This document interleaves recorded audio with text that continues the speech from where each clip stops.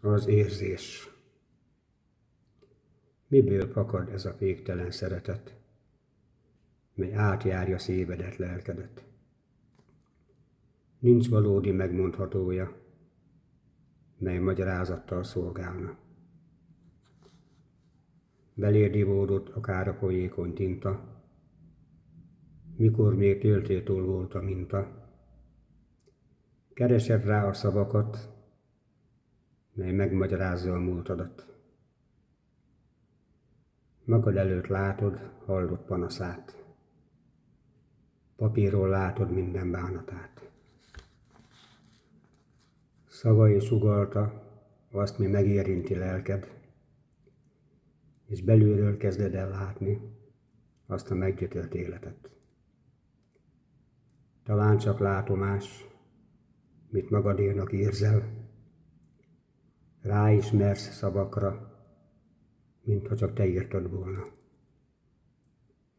Felismered benne saját életed, amiből árad a féktelen szeretet. Odaadnál mindent, mi gyógyítja a lelket, de tudhatod, mindenki nem segíthetsz. Fáj a gondolat, hogy nem tehetek semmit, csak a szavaim az, mi talán számít. Mert csak a szavak vannak, mit papírra viszel, átérezve azt, mi rád vetít gyötrelme. Az ő szemével látod a világot, festesz rá néhány virágot, mi reményt adhat, és a világot kitárod.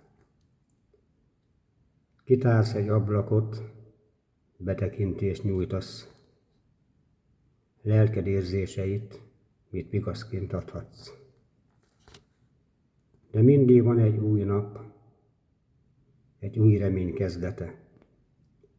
Téged a remény soha ne hagyjon el. Az idő az, mi valódi érték, nem tudhatjuk mennyi, legyen ez a mércéd.